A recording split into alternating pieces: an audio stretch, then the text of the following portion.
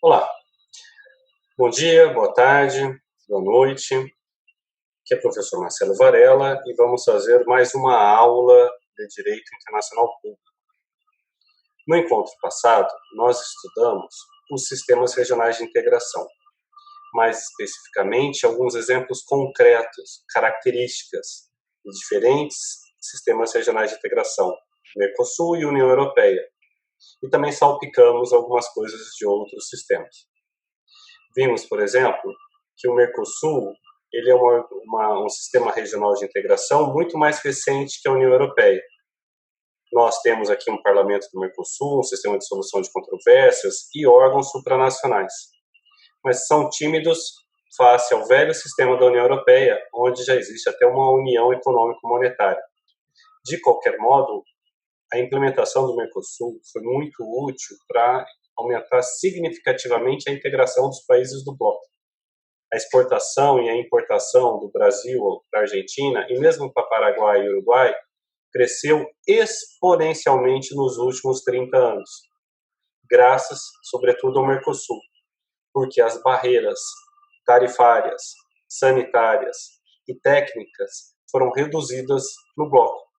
Hoje, mais de 80% das normas entre os países são iguais, são idênticas. Então, do ponto de vista comercial, embora com moeda e idiomas diferentes, é como se fosse um único grande país em diversos aspectos. Isso facilita muito o comércio. Não é à toa que a nossa relação de interdependência com a Argentina, com o Paraguai e o Uruguai é muito maior. E o nosso interesse no desenvolvimento da Argentina também é muito grande. Quanto melhor a Argentina, Paraguai e Uruguai estiverem, melhor o Brasil vai estar. Muito bom.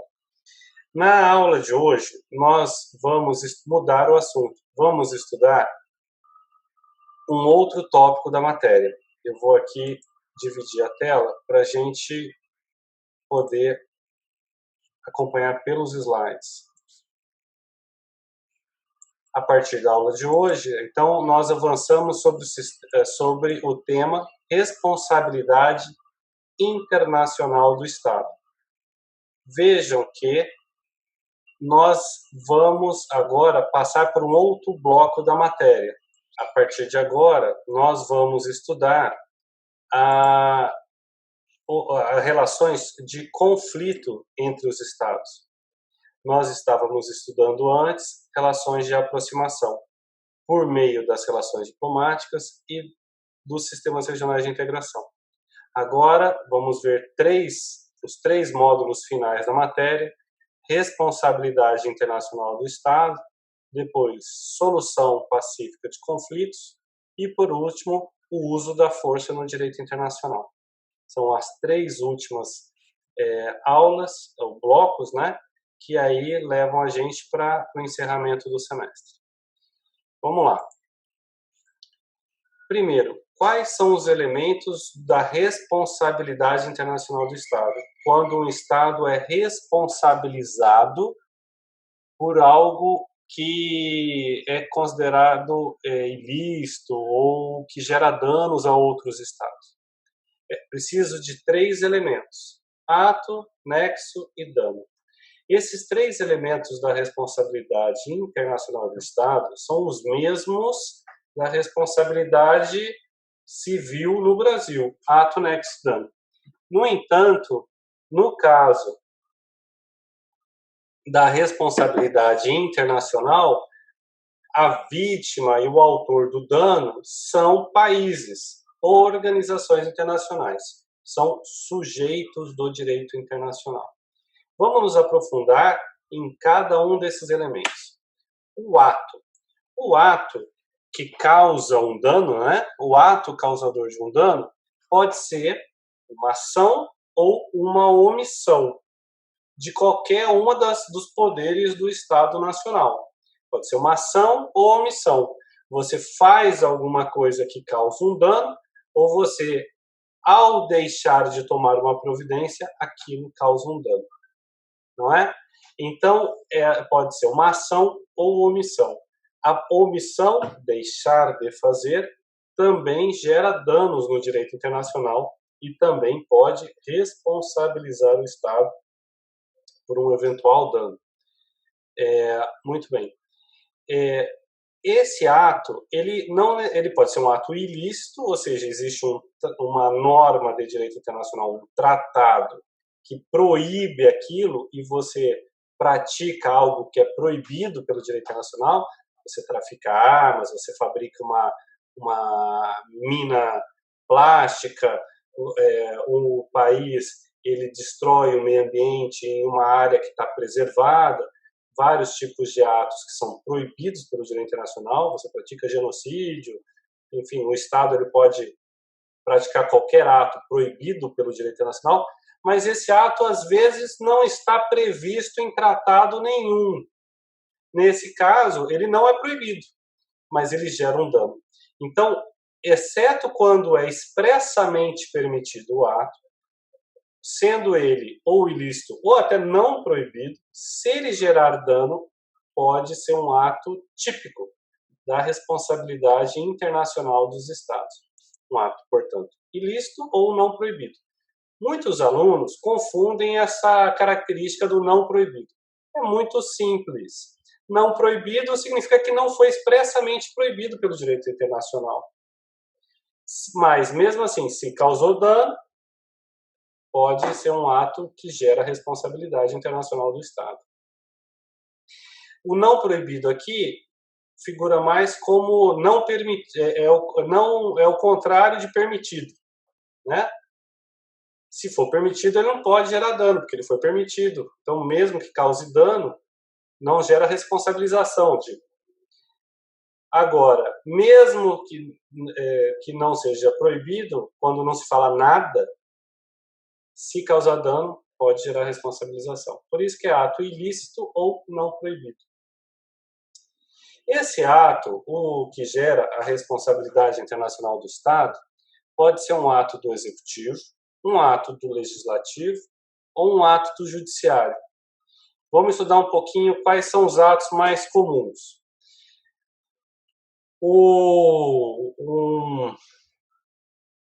Não respeito aos contratos. O Estado, por exemplo, faz um contrato de concessão com uma empresa estrangeira, não respeita, desapropria, não indeniza. Prisão arbitrária pode ser praticado tanto pelo Executivo quanto pelo Judiciário. Uma pessoa é presa pela polícia sem devido processo legal, sem chance de defesa.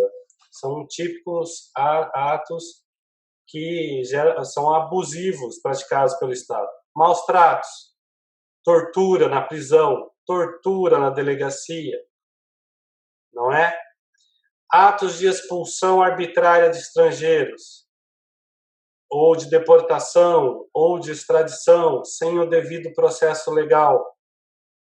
Atos militares, tanto em épocas de guerra como em tempos de paz. Todos esses atos podem ser praticados pelos diferentes poderes. No Poder Executivo, nós vimos aqui, quando o Poder Executivo, além da desapropriação, mas vamos imaginar, quando o Poder Executivo proíbe a entrada de um estrangeiro que cumpre os requisitos, quando ocorre aí a não concessão de defesa quando ele é preso, quando o Poder Executivo ele descumpre um tratado, ele decide denunciar um tratado, ou ele celebra um tratado diferente daquele que foi acordado antes com outros países, descumprindo um acordo prévio que foi praticado. O Legislativo também, quando ele faz uma lei contrária a um tratado. Se ele faz uma lei contrária ao tratado, o Estado está descumprindo o tratado. Não importa através de qual poder. O país vai ser obrigado a descumprir o tratado. Por quê? Porque uma lei nova foi aprovada, um ato do Legislativo. O Judiciário, quando o judiciário julga que um compromisso internacional não pode ser cumprido, quando o judiciário julga contra um tribunal internacional que, no plano internacional, é o responsável por dizer o direito aplicável sobre um determinado tema. O judiciário, quando se nega a julgar, demora muito, a gente vai ver isso mais especificamente daqui a pouco. Então, tanto qualquer poder que pelas suas práticas, pelas suas ações, que pelo seu exercício normal do direito constitucional a ele atribuído, leva a que o Estado descumpra um tratado, esse poder está gerando a responsabilidade internacional do Estado. Ele vai colocar o país que descumpriu o tratado na condição de um descumpridor do direito internacional. Vamos imaginar que o Brasil celebra um tratado de exportação de um determinado produto para a África do Sul. E amanhã a Justiça da África do Sul proíbe aquele produto. Para o Brasil, pouco importa quem proibiu, se foi o judiciário, o legislativo, o executivo. O importante é o quê? Aquele produto não pode mais entrar na África do Sul. Quem causou aquilo foi o judiciário da África do Sul. Então, o Estado da África do Sul vai entrar em responsabilidade internacional do Estado em decorrência de um ato do judiciário. Entenderam? Então, muita gente, quando eu vou lecionando essa matéria, imagina que apenas o executivo gera a responsabilidade internacional do Estado. Não. Pode decorrer de um ato do legislativo ou também do judiciário. Não é? Muito bem. Um ato também muito comum que gera a responsabilidade internacional do Estado é a negação de justiça. Quando o Estado se nega a fazer justiça. Um caso muito comum é a polícia não receber a notícia crime. A pessoa vai lá na polícia, eu quero noticiar um crime, que no sentido vulgar é prestar queixa, dar queixa. Quando a gente já estudou direito processual penal, a gente viu que a queixa é na ação penal privada. Na ação penal pública é a notícia crime e depois a máquina pública vai se movimentar, independente da vontade da vítima. A negação de justiça acontece quando o judiciário se nega a fazer justiça. Então aí, por exemplo, a polícia não se negou a receber, se negou a investigar. Ou então, a polícia fez a parte dela, mas o judiciário não processa aquele caso, passa muitos anos sem dar continuidade àquele caso. Demora e não julga. A demora na prestação judicial é um ato de negação de justiça, por omissão, que pode gerar a responsabilidade internacional do Estado. Sobre isso, tem um caso famoso que o Brasil foi condenado a mudar uma lei, que é o caso Maria da Penha. Vamos ver um vídeo sobre esse caso Maria da Penha, que demonstra bem um caso onde, durante muitos anos, houve a negação de justiça e o Brasil é campeão, o judiciário brasileiro, em demora processual, é um dos piores do mundo, por mais que o juiz dê seus argumentos, o processo penal ele é muito enrolado, o processo civil também, e o tempo de julgamento no Brasil é um absurdo porque a gente não consegue julgar em tempo rápido pelos vários motivos. Mas vamos ver um caso onde isso levou uma condenação internacional do Brasil. Eu vou colocar aqui. Tal.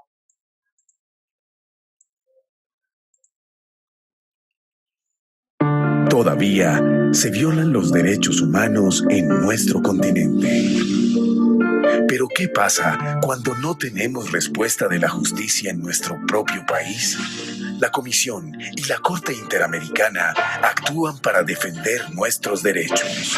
Es cierto, el Sistema Interamericano de Derechos Humanos es nuestro último recurso. Eu sou Maria da Penha, brasileira, farmacêutica, bioquímica. Eu sofri violência doméstica quando o meu marido, professor universitário, atirou nas minhas costas enquanto eu dormia. Lutei por 19 anos e 6 meses por justiça. Durante esse período, o meu agressor foi julgado por 2 vezes condenado e por 2 vezes saído fora em liberdade. Esgotei todos os recursos da justiça brasileira. Não fosse eu, o Segil e o Cladem denunciarmos o Brasil na OEA, até hoje o meu caso estaria impune. Eu posso garantir a vocês como foi importante confiar na atuação da Comissão Interamericana. Não só em relação ao que eu pessoalmente buscava, mas a sua decisão que possibilitou a criação da lei federal, conhecida como Lei Maria da Penha. Esta lei veio garantir um futuro sem violência para nossas mulheres brasileiras. Tenho conhecimento de que alguns países que compõem a OEA querem fragilizar a Comissão Interamericana. Se isso acontecer, as vítimas que têm na comissão uma última oportunidade para proteger os seus direitos serão extremamente prejudicados. Por isso, eu peço ao Estado brasileiro que garanta o pleno funcionamento da comissão, a fim de que ela seja cada vez mais forte e que suas decisões sejam respeitadas pelos Estados. El sistema interamericano de derechos humanos está en peligro. Algunos gobiernos quieren debilitar la capacidad de la Comisión y de la Corte Interamericana. Muito bem. Então, aqui, vamos para os slides. Esse caso, Maria da Penha, é um típico caso onde o Estado brasileiro se negou a fazer justiça, como a Maria da Penha falou. O resultado foi uma condenação do Brasil a fazer uma lei, que resultou na Lei Maria da Penha. Deixa eu voltar aqui para o meu vídeo. Outro caso muito raro de acontecer é atos de particulares gerarem a responsabilidade internacional do Estado. Só acontece quando o Estado chama para si a condição de autor do ato. Muito raro. O Estado tem que estar muito mal assessorado, com muita má vontade para fazer isso. Vamos ver um exemplo. Quando houve, por exemplo, o ataque de 11 de setembro nos Estados Unidos, era um grupo terrorista Al-Qaeda, chefiado pelo Osama Bin Laden. Isso foi antes da maioria dos alunos aí nascerem, né? Estávamos aí 11 de setembro de 2000, não foi? 2001? 2001, né? Então, os alunos que agora estão fazendo Direito Internacional mal tinham nascido ou tinham acabado de nascer. Poucos vão lembrar, mas todos já viram certamente. Então, o que era esse caso à luz do Direito Internacional? O Osama Bin Laden era um saudita, ou seja, nascido na Arábia Saudita, mas que morava no Afeganistão. Ele era um estrangeiro no Afeganistão. A partir do Afeganistão, ele cometeu um crime no território americano, que foi a explosão, um crime de terrorismo. Ele jogou vários aviões em território americano. Os mais famosos foram no World Trade Center, mas também foi no Pentágono, outros aviões caíram que não conseguiram atingir seus alvos. Os Estados Unidos, então, queriam o Osama Bin Laden para ser julgado nos Estados Unidos e pediram para o Afeganistão a extradição do Osama Bin Laden. O Osama Bin Laden era um estrangeiro, morando no Afeganistão. Quem comete um crime e está em outro país, que não é o seu país de origem, ele pode ser extraditado para o país em que ele praticou o crime. Nada mais tradicional no direito internacional público. O Afeganistão deveria ter extraditado Osama Bin Laden. Mas o que eles fizeram? O parlamento afegão não só não o extraditou, como apoiou o ato que o Osama Bin Laden praticou. Nesse caso, deixa de ser uma ação do Osama Bin Laden e passa a ser um ato de guerra, no caso, né, porque é um país contra o outro, do Afeganistão. O que justificou a legítima defesa americana que atuou no Afeganistão, e até hoje tem tropas no Afeganistão, 20 anos depois, em legítima defesa. Depois teve uma operação da ONU, enfim, toda uma série de atos que a gente pode estudar um pouco mais nas próximas aulas relacionadas ao uso de pressão e crimes de força, mas no que toca essa matéria é como o Estado afegão se colocou na condição de autor de um ato e chamou para si um ato que a priori era um ato de um particular. Enquanto era um ato do Osama Bin Laden, não era a responsabilidade do Afeganistão. Então, se um brasileiro vem no setor de embaixadas em Brasília e joga seu automóvel contra uma embaixada, a culpa não é do Brasil, a culpa é daquele cidadão, que pode ser processado e julgado. Se for um estrangeiro que fizer isso, a gente pode até punir essa pessoa. Se alguém de outro país praticar um atentado contra um terceiro, a gente pode extraditar essa pessoa para aquele país. Enfim, nunca vai ser ato do governo brasileiro. Mas se você chama para si aquele ato, aí deixa de ser um ato do particular e vira um ato do país. Teve casos também onde o país tentou se eximir da responsabilidade, alegando que aquilo não era obra sua, mas obra de um particular, ainda que de sua nacionalidade. Um caso típico foi entre Líbia e Reino Unido, no atentado de Lockerbie. Então, o que foi esse caso? Que a partir desse exemplo a gente consegue entender essa questão de atos de particulares também. Dois militares líbios foram no Reino Unido, pegaram um lança-míssil e atingiram um avião civil com mais de 200 passageiros. Esse avião caiu numa cidade na Inglaterra chamada Lockerbie. Mais de 200 pessoas morreram instantaneamente. A polícia inglesa localizou os dois líbios, eram dois militares que, interrogados, confessaram que estavam agindo em nome do chefe do Estado líbio, Muammar Gaddafi, que já era conhecido por apoiar atos terroristas pelo mundo.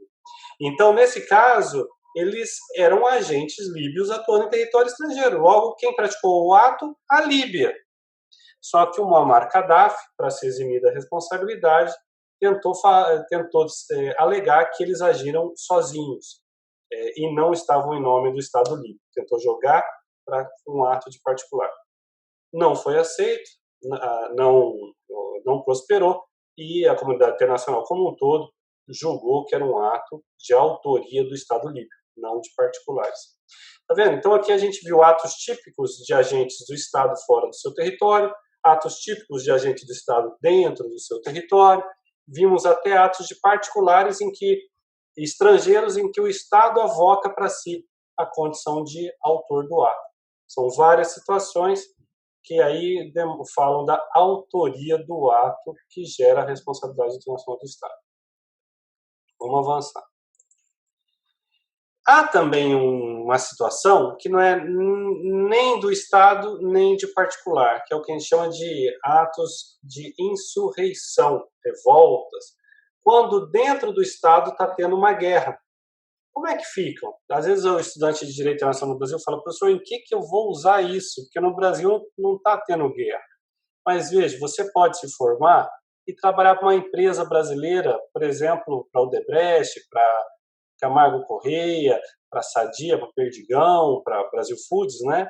para Gerdau, que vai ter escritórios em outros países do mundo, pode ter plantas industriais, pode ter obras ao redor do mundo, pode exportar, ter produtos que sejam comercializados. O que acontece se seus produtos, seus bens, os seus funcionários lá fora sofrem um dano?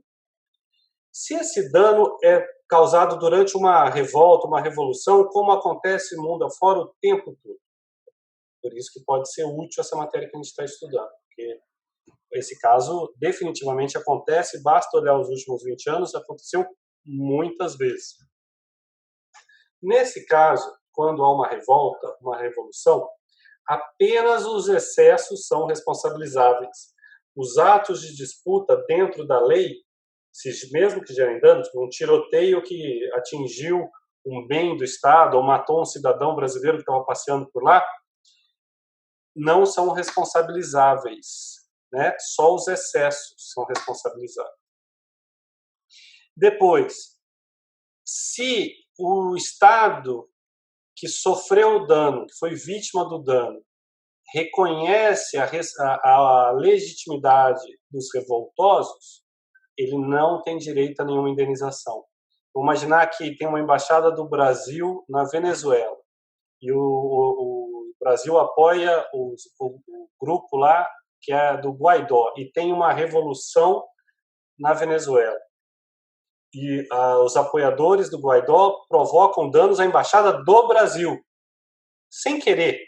No conflito, provocam danos aos bens da embaixada do Brasil. E eles não tomam o poder. Nesse caso, o Estado venezuelano não pode ser responsabilizável. Não pode ser responsabilizado. Por quê? Porque ele não responde pelos atos daqueles revoltosos. E se na luta os soldados venezuelanos causam dano à embaixada? O Brasil também não tem direito à indenização, porque ele reconhecia a legitimidade dos revoltosos. Então, pelo fato de reconhecer a legitimidade dos revoltosos, o Brasil perde esse direito à indenização, caso ele sofra danos em seu patrimônio. Por isso que os outros países seguram bastante o reconhecimento da legitimidade de grupos que não estão no poder, até para se resguardar em relação a seus direitos. Se a revolução fracassa, nada do que os revoltosos causaram de dano é responsabilizável. Se a revolução prospera, os revoltosos tomam o poder, viram governo, eles sim vão responder pelos atos que praticaram enquanto eles eram não governo. Então, tudo depende se quem causou o ato é quem está no governo ou chegou ao governo. Se quem está no governo ou chegou no governo causou danos, em excesso, eles vão ser passíveis de responsabilização. Tá? Essa é a chave. Por quê? Porque daí eles são servidores do Estado. E se é o Estado o ator que deve ser responsabilizável, apenas quando os revoltosos viram o Estado, chegam ao poder, é que pode ocorrer a responsabilização. O dano. O que é um dano em direito internacional? O dano tem que ser grave. E para um dano ser grave, ele tem que ser grave à luz dos valores de um país. Valores financeiros ou morais. Vejam, R$1 milhão, R$2 milhões pode ser muito para uma pessoa, mas dificilmente vai ser o suficiente para um Estado processar outro Estado. Entenderam? Então, quando a gente fala aqui de um dano, a gente está falando de números muito grandes. Por exemplo, na Organização Mundial do Comércio, onde talvez hoje seja o tribunal com o maior número de processos entre países. Ninguém se movimenta por menos de 50 milhões de dólares, o que daria aí 200 e tantos milhões de reais. Talvez até mais, 300 milhões de reais, conforme o câmbio. Eu acho que quem estiver vendo esse vídeo daqui a alguns anos vai fazer contas diferentes, não é? Muito bem. Mas, de todo jeito, dezenas de milhões de dólares para movimentar a máquina estatal a ponto de processar outro Estado. No entanto, quando se refere a vidas humanas ou a imagem do Estado, é mais fácil, mesmo sem dano financeiro, considerar o dano grave. Muito bem. A vítima do dano nunca é um particular, pessoa física nem jurídica. A vítima do dano é sempre o Estado. E um Estado, que é uma ficção jurídica, né, ele não existe de verdade, ele é uma criação do direito. O Estado é uma criação do direito, a representação de uma ordem jurídica ou outro conceito de Estado que se quiser dar. Mas o Estado é uma ficção criada pela mente humana. O Estado não nasce, cresce e morre, né? Igual um ser biológico. Então, o Estado ele tem que se sentir vítima quando um dos seus nacionais sofrer um dano. Quando um nacional seu é morto, quando um nacional seu teve justiça negada, quando um nacional seu foi preso injustamente, quando uma nacional seu, pessoa jurídica, teve seus bens, suas fábricas confiscadas. Então, ele vai se colocar e chamar no lugar da vítima e se colocar na condição de vítima. Esse ato pelo qual o Estado avoca a condição de vítima é chamado de endosso. Aqui, ó, endosso. Endosso. É quando o Estado se coloca na condição de vítima. A vítima pode ser uma pessoa física, nacional daquele país, ou uma pessoa jurídica. Vejam, o Estado ele não pode proteger uma empresa que não seja registrada no seu território. E se os acionistas da empresa forem nacionais seus, mas a empresa é de outro país? Também não pode. Teve um julgamento, que é um julgamento bastante conhecido, ele aparece em quase todos os livros de direito internacional, inclusive no meu, que é o Barcelona Traction, que é o caso de acionistas belgas, que por questões tributárias não abriram a empresa na Bélgica, abriram no Canadá e investiram na Espanha.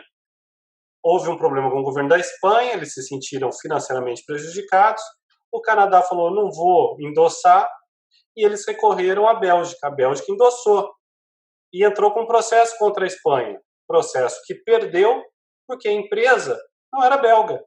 Embora fosse uma empresa de belgas, mas era uma empresa registrada no Canadá. Logo, a Bélgica não tinha a capacidade postulatória, não tinha direito de endossar, porque a vítima não era pessoa física, era pessoa jurídica. Muito bem. Então, a vítima do dano são pessoas físicas ou jurídicas nacionais do país autor. Só tem uma exceção, que é o caso de direitos humanos. Em violações contra os direitos humanos, a vítima é toda a humanidade. Então, qualquer país do mundo, em nome da humanidade, pode endossar e se considerar vítima e entrar contra o país que praticou o dano.